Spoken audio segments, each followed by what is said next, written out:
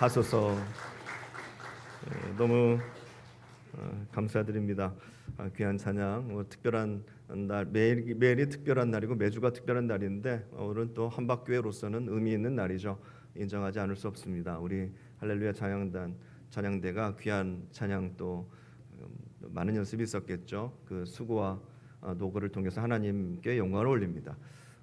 이게 의미가 있는 거죠. 사랑하는 성도님들, 오늘 그 의미를 흘려보내지 마시고 가슴에 다 이렇게 담아서 하루 온종일 보내시는 우리 성도님들 되셨으면 좋겠는데요.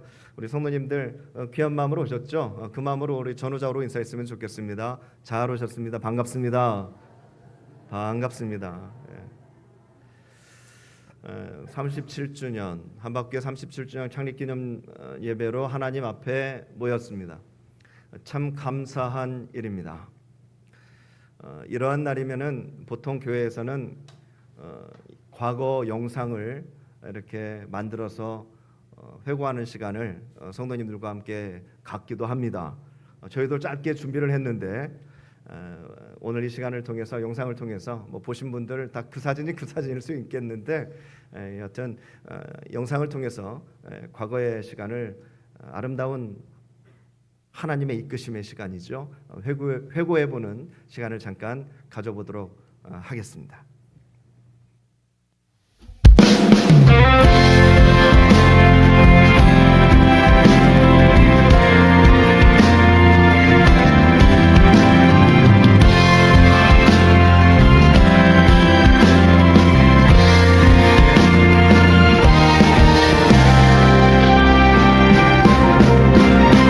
그 신비를 이루신 하나님께 큰 영광과 존귀를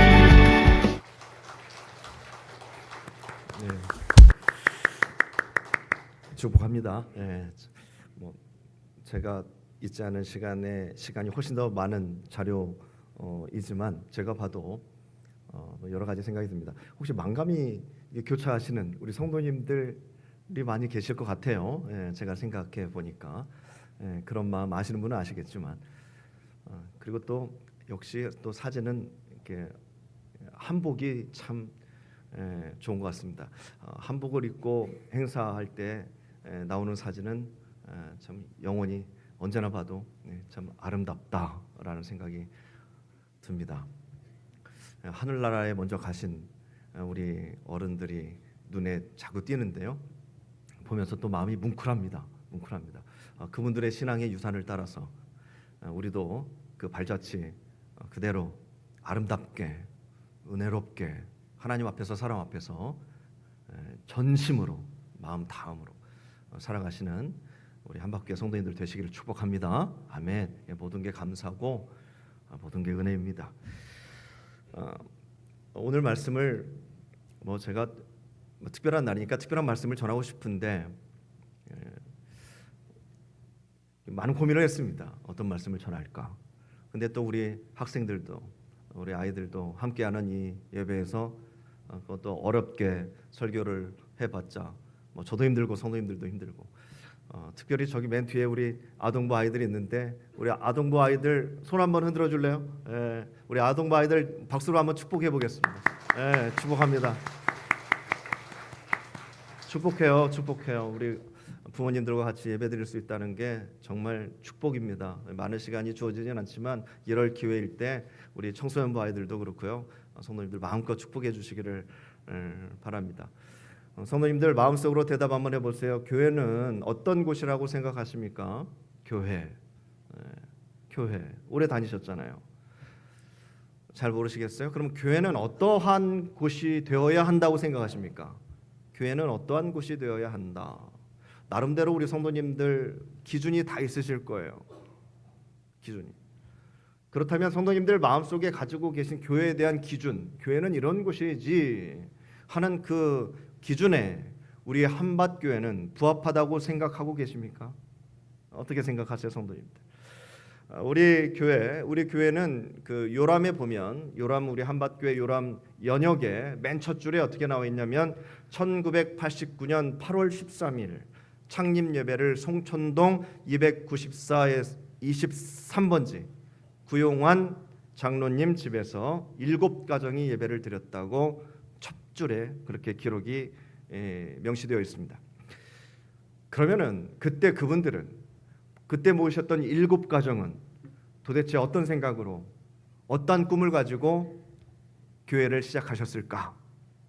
이 시점에서 저는 그것을 생각해 보지 않을 수가 없었습니다. 어떻게 시작했을까? 한밭교회는 어떠한 마음으로 시작했을까? 1989년 저는 그때 대전에 있지 않았습니다. 도대체 그때가 어떤 시절이었습니까? 성도님들 아시는 분 계십니까? 소위 대전의 봄이 시작되는 그런 시기였습니까? 1989년 건축에 대한 붐이 일어났을까요? 잘 모르겠어요.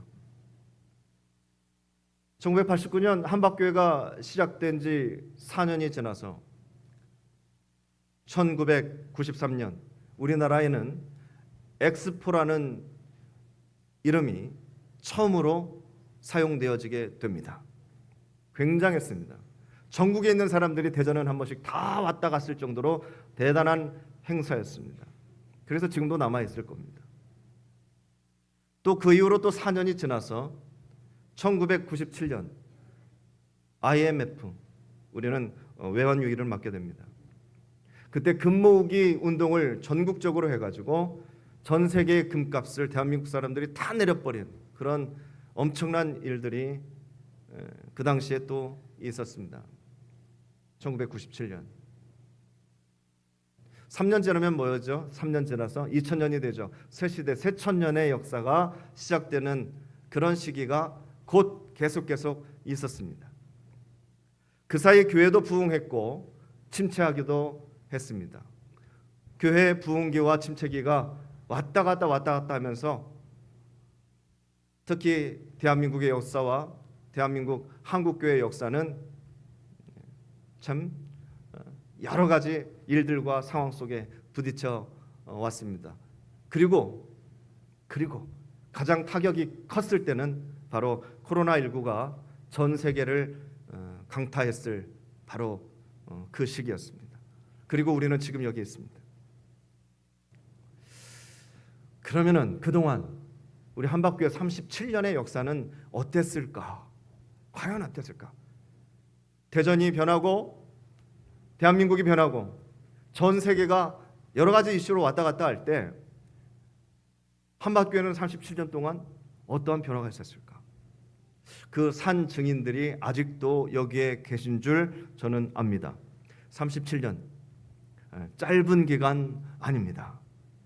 그러니 성도님들, 그 짧은 기간 아닌 그 시간 동안 배워왔던, 보아왔던, 느껴왔던 실수와 후회는 이제 절대 반복하지 마시고 잘했다, 참 그때 좋았다 했던 생각들을 떠올리시면서 그러한 일들에 최선을 다하여 힘을 더하여 전진하시는 우리 한밭교우들 되시기를 축복합니다. 아멘. 그래야 더 밝은 미래가 있지 않겠어요? 세상은 어떻게 변한다 한들 37년의 경험이 있으니 우리는 거기서 나쁜 것들 쏙 빼고 좋은 것들만 반복하여 살아가는 누리는 교회, 이런 교회 되게 하소서.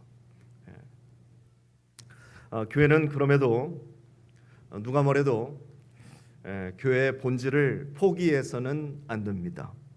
예수님께서 내 교회를 세우리니 하셨던 그 교회, 아무리 교회 밖에서 IMF가 터지고 뭐 코로나가 됐든 뭐가 됐든 말이죠, 뭐가 덮친다 한들 주님께서 만들고자 하셨던 그 교회, 정말 아름다운 공동체, 하나님의 공동체를 우리가 만들어간다면 그 교회는 뭐 오지 말라고 해도, 누가 오지 말라고 해도 올 수밖에 없는 그런 곳이 될 것입니다. 저는 교회의 본질 중에 하나를 아름다운 공동체라고 저는 믿습니다. 아름다운 공동체. 그래서 오늘 말씀 제목이 천국은 마치입니다. 오늘 찬양도 그렇게 해주셨는데 교회를 좀 다녀보신 분들은 막 딱 떠오르실 거예요. 천국은 마치, 그 다음에 뭘까요?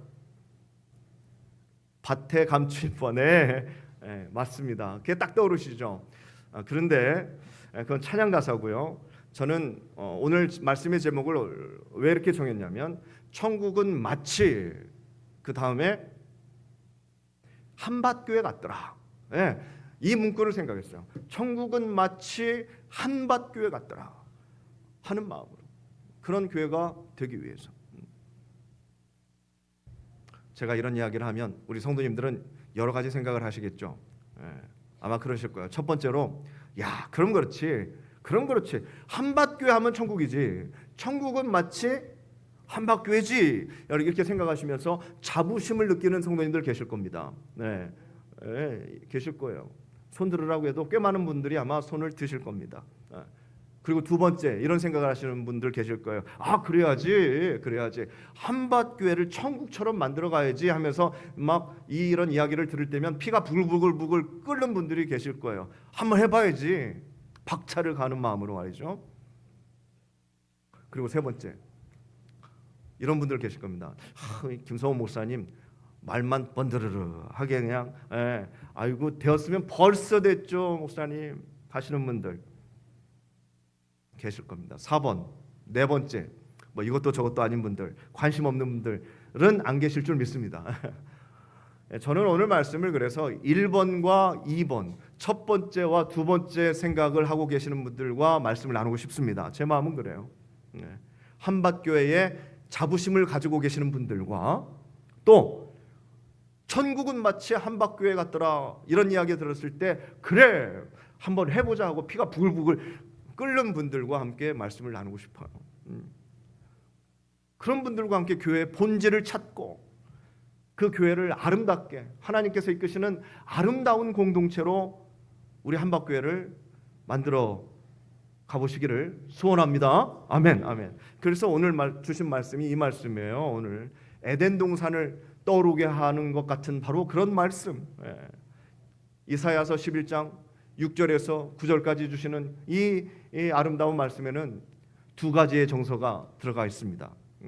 이 아름다운 하나님의 공동체가 되기 위해서 붙들어야 할 그 두 가지 주제가 있는데요. 오늘은 하나만 말씀드리겠습니다. 시간도 시간이니까 하나만. 뭐냐면은요, 화목함입니다. 화목함에 오늘 말씀 6절에서 9절까지 읽으시는 중에 화목함을 느끼지 못하는 성도가 계시다면 그것은 이제 새 가족 아니면은 이거는 누가 봐도 어떤 조화로움, 하모니, 아름다운 하모니가 이루어지는 정말 놀라운 공동체다라는 것을 오늘 말씀을 통해서 우리는 알 수 있어야 돼요. 그러니까 막 이런 가사를 두고 찬양도 있잖아요. 찬양도 분명 그런 지향점을 가지고 있습니다. 교회의 목표가 되는 말씀, 오늘 말씀이에요. 정말 아름다운 공동체를 지향하는 말씀입니다. 화목함에 대해서 잠깐 말씀드릴게요. 첫 번째, 어떤 것이냐? 서로의 개성을 존중하는 곳입니다. 서로의 개성을 존중하는 곳. 우리 아동부 아이들도 다 알겠지만 양은 끝까지 양입니다. 오늘 말씀 잘 보세요, 성도님들. 표범은 끝까지 표범입니다. 사자는 끝까지 사자예요. 변하지 않습니다. 소도 끝까지 소입니다. 모든 것들이 하나님께서 창조된 그대로 그 모습을 가지고 있어요. 오늘 말씀에 보니까 사자가 양으로 변하는 게 아니에요. 호랑이가 염소로 변하는 게 아닙니다, 성도님들. 여러 가지가 다 각자 있는 모습 그대로예요. 그런데 그 서로가 충돌하지 않습니다. 충돌하지 않아요. 이것이 화목입니다. 많은 사람들이요, 공동체 안에서 갈등하는 이유가 뭔 줄 아세요? 그 대부분은요, 서로의 다른 점을 받아들이지 못해서 갈등합니다. 서로 다른 것일 뿐인데, 너는 사자고 나는 호랑이일 뿐인데, 너는 염소고 나는 양일 뿐인데, 그런데 그에 인정되지 않고 받아들여지지 않았어. 그래서 힘들어요. 그런데 그걸 인정만 해주면, 너는 염소구나, 너는 사자구나, 인정만 해주면, 더 나아가서 그것을 인정해주면, 야, 넌 사자니? 그럼 사자, 너는 뭘 먹고 살아? 같이 즐겨주면 그것이 화목함입니다. 서로의 다름을 인정해주고 즐겨주면 그게 화목함인 거예요. 그게 하나님께서 지향하시는 아름다운 공동체입니다. 오늘 말씀 그대로죠. 어려운 설교가 아닙니다. 세상 사람들도 간혹 그래요. 달라도 너무 달라서 못 살겠다. 어느 정도 달라야지. 그래서 하는 말이 뭐냐면은 내 남편은 로또다. 왜요? 맞아도 안 맞아도 너무 안 맞으니까. 안 맞아도 세상에 이렇게 안 맞을 수가 있나? 성도님들, 그러면 같으면 잘 살아요? 비슷하면 잘 사실 수 있을 것 같으세요? 정말 그렇게 생각하세요? 아니에요, 성도님들. 달라서 잘 사는 사람들이 훨씬 많습니다. 훨씬 많아요. 한번 조사해 보세요. 비슷한 사람들이 잘 살 것 같죠? 그렇지 않아요. 이게 조화의 비밀입니다. 하나님께서 만드신 세상의 조화로운 비밀이에요. 아름다운 하나님의 공동체는 양이든 염소든 사자든 호랑이든 있는 그대로 와서 받아들여지는 곳이 아름다운 하나님의 공동체입니다. 그런 곳이 교회가 되어야 합니다. 아멘. 갈 길이 뭔가요? 아니죠. 이로 갈 줄 믿습니다. 아멘. 이로 갈 줄 믿습니다. 자, 두 번째, 이 아름다운 하나님의 공동체는요, 절대 적대적이지 않습니다. 적대적이지 않아요. 날카로운 눈으로, 의심하는 눈으로, 그렇지 않습니다. 우리가 간혹 영화를 보면 주인공이 적진에 잠입하여 싹 들어갑니다. 조용히 몰래 딱 들어갑니다. 언제 어디서 뭐가 날라올지 모르니까 숨을 죽이고 우리도 영화를 보는 거죠, 같이. 그런데 영화니까 그렇게 보지 성도님들 매일매일 그렇게 살으라면 사시겠어요? 피 말라서 어떻게 삽니까? 어쩌다가 그런 거지. 그런데 그렇게 사는 가정들이 있죠. 그런데 그렇게 사는 인생들이 있죠. 그렇게 사는 교회도 있을 거예요. 우리 교회는 아니지만 매일 싸우는 소리가 나고 아니면 조용하고 집에 들어가고 싶을까요? 선생님, 집에 들어가고 싶겠습니까? 환영받지도 못하고 맨날 눈치만 보면서 살아야 되는데 그거 어떻게 집이라고 할 수 있어요? 하나님의 공동체는 그러면 안 되죠. 가정도 마찬가지고 교회도 마찬가지입니다. 7절 말씀해 보시면은 암소와 곰이 함께 먹으며 암소와 곰이 함께 먹으며 그냥 아름답게 우리는 읽고 지나갔는데 성도님들 상황을 한번 그려보세요. 암소와 곰이 어떻게 함께 먹습니까? 아마 이 둘이 함께 먹는 자리라면은 그냥 곰이 암소의 것을 빼앗아 먹는 것일 거예요. 빼앗아 먹으면 먹었지 어떻게 함께 먹습니까? 아니면 암소가 곰의 것인지 모르고 먹을 거예요. 실수로. 먹어도 되겠지 하고 먹어보니까 곰의 것이에요. 알면 난리 나죠. 그런 공동체들이 있어요. 알면 난리가 납니다. 누가 그랬어? 허락도 안 받고 누가 그랬어? 누구 마음대로? 성도님들, 남의 얘기 같아요? 현실입니다. 현실입니다. 그런데 하나님의 말씀은 뭐예요? 함께 먹으며 곰하고 암소가 함께 먹으며 새끼들은 같이 놀아요. 그냥 지들끼리. 소면 어떠고 곰이면 어떠 같이 놀아요.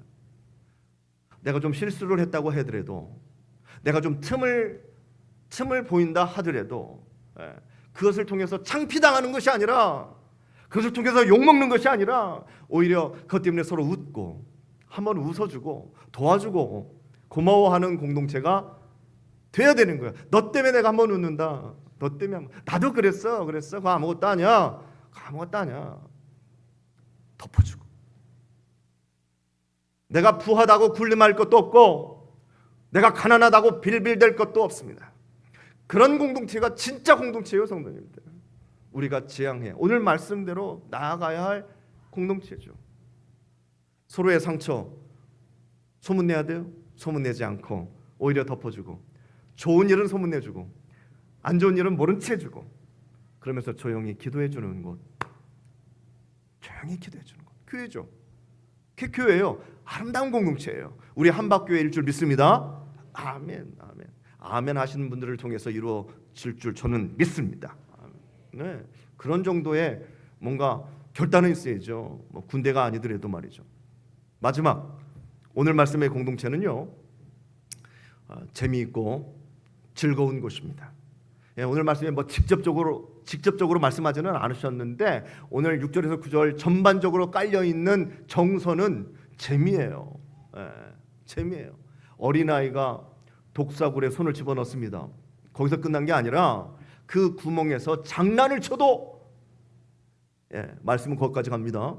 장난을 쳐도 성도님들 재미는요 하나님께서 우리에게 주신 특별한 선물이고 또 내가 나에게 주는 작은 선물입니다. 재미는 그렇습니다.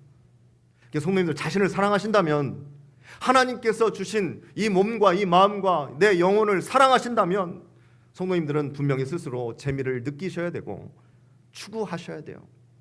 네, 아멘입니다. 가정도 재밌어야 돼요. 가족들이 집에 들어가는 것을 좋아해야 됩니다. 왜요? 재밌으니까.